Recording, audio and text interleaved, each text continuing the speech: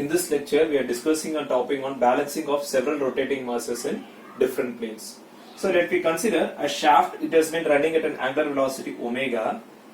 There is a mass m which is located at a radial distance r from its geometric center. This mass, it's been producing some kind of centrifugal force, that is out of balance force, such that this shaft has been undergoing some kind of unbalanced condition. To bring back this shaft into a balanced condition, in previous lecture we would have seen along the same planes we would have brought a mass at a radial distance of some r from the geometric center in order to counteract the unbalanced effect, that is unbalanced centrifugal force that has been created by mass m. But it's not necessary to bring always the mass to be in the same planes. We can also bring the counteracting masses in different planes also. But there are also some kind of situations over there. In order to balance a mass m, we are going to provide a mass mv1 at a different plane. It is acting at a plane b. But it is not, due to this there will be a coupling effect will be produced. So you know very well what you mean by coupling effect. So but this coupling effect which has been produced will tends to act as an unbalanced effect. In order to bring back the whole system into a balanced condition, we need to bring another mass at another radial distance at another plane.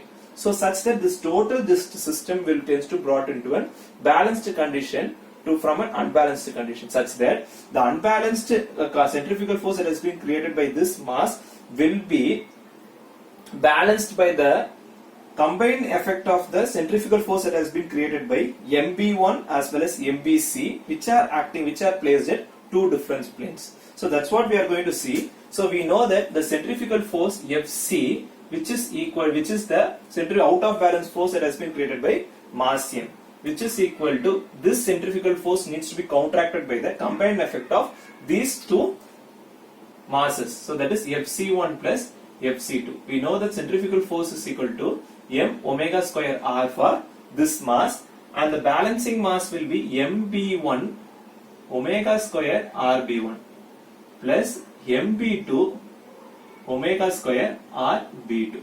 So omega is common over here. We can able to take mr is equal to mb1 rb1 plus mb2 rb2. So this is equation number 1. And then this is the net force that has been brought to equal to 0. This condition is called as static balancing condition. So this condition is called as static balancing condition in balancing of rotating masses. Okay. And then next what we are going to do, we need to bring the net couple effect is equal to 0 for that, and then we need to know the magnitude that has been produced by this mass, that is balanced mass. Either it can be mb1 or it can be mb2. To determine the balancing mass which has been placed at plane b at a radial distance rb1, we are going to take moment about point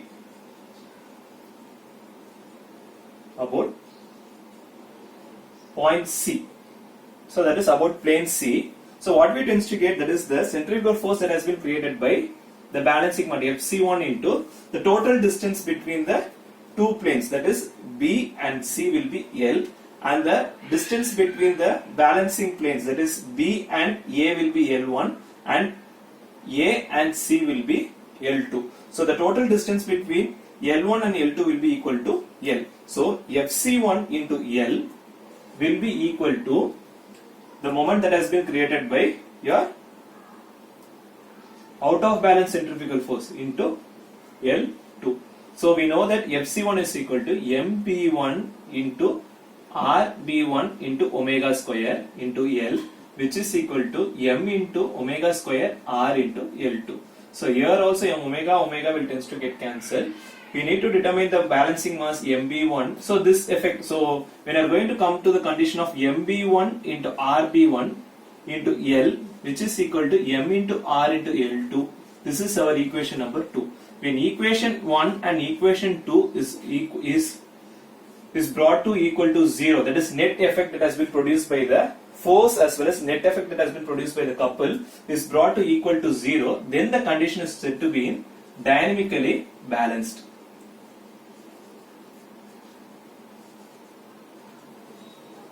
So from this from this equation we can able to find the mass of the balancing mass, that is MB1 is equal to mR into L2 divided by RB1 into L. So such that we know that L is equal to L1 plus.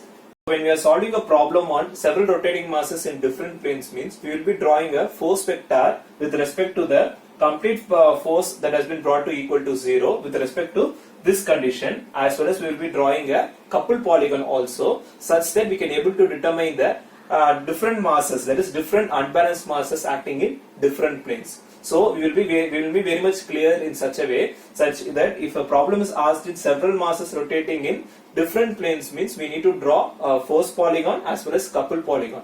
So such that only we can able to determine the values of balancing masses and also the orientation of that